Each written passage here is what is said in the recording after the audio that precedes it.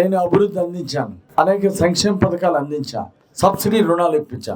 Bolla Brahmanaidu MLA అయిన తర్వాత బియ్యం అమ్ముకోవడం, రేషన్ షాప్ బియ్యం 10 రూపాయలు కొని 30 రూపాయలకు అమ్ముకోవడం, కేజీ 1000 టన్నులు ప్రతి నెల 1000 టన్నులు అమ్ముకోవడం.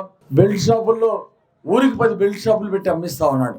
క్వార్టర్ బాటిల్కి వాళ్ళు ఇంకొంచెం తగ్గించారు. క్వార్టర్ బాటిల్కి 50 రూపాయలు బీ ట్యాక్స్, బొల్లా ట్యాక్స్ వసూలు చేస్తున్నాడు. ఎవరిచ్చారు నీకు ఈ అధికారం? ప్రతి క్వార్టర్ బాటిల్ మీద ఎంఆర్పి కంటే 50 రూపాయలు ఎక్కువ వసూలు చేసే అధికారం ఎవరిచ్చారు? ఎక్సైజ్ అధికారుల ద్వారా ఒక్కొక్క బెల్ట్ షాప్కి 50 రూపాయలు 10,000 రూపాయలు వసూలు చేస్తున్నాడు. 10,000. ఈరోజు వినుకొండ నియోజకవర్గంలో 3,000 బెల్ట్ షాపులు నడుస్తున్నాయి. రాష్ట్రంలో 4 లక్షల బెల్ట్ షాపులు నడుస్తున్నాయి. మద్యపాన నిషేధం చేస్తున్న వీళ్ళు మద్యపాన నిషేధం చేయకపోగా నాసి రకం మద్యం అమ్ముతూ 60 రూపాయలది క్వార్టర్ 200 చేసి 50 రూపాయలు బొల్లా ట్యాక్స్ యాడ్ చేసి 250 అమ్ముతున్నారు. పేదల రక్తాన్ని తాగుతూ ఉన్నారు బొల్లా బ్రహ్మనాయుడు.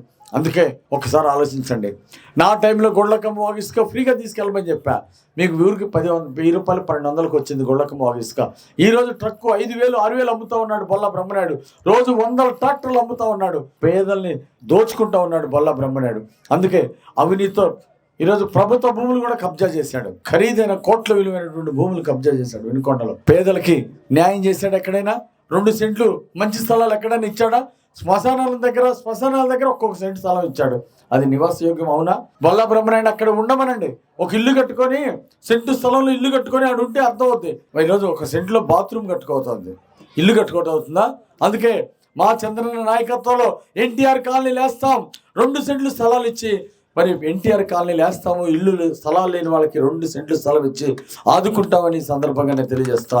ఎన్టీఆర్ కాలనీ వేస్తాం. ఇల్లు లేని పేదలకు ఇల్లు ఇస్తాం. ఈ మధ్య కాలంలో కట్టుకొని వైఎస్ఆర్ పార్టీ ఓట్లు వేసిన వాళ్ళకి లేవు. గతంలో తెలుగుదేశం పార్టీకి రూపాయి బిల్లు కొడితే ఈ ప్రభుత్వం వచ్చినాక వాళ్ళకి ఇల్లు బిల్లు లేకుండా ఏడిపిస్తా ఉన్నారు. ఖచ్చితంగా వచ్చేది మందే.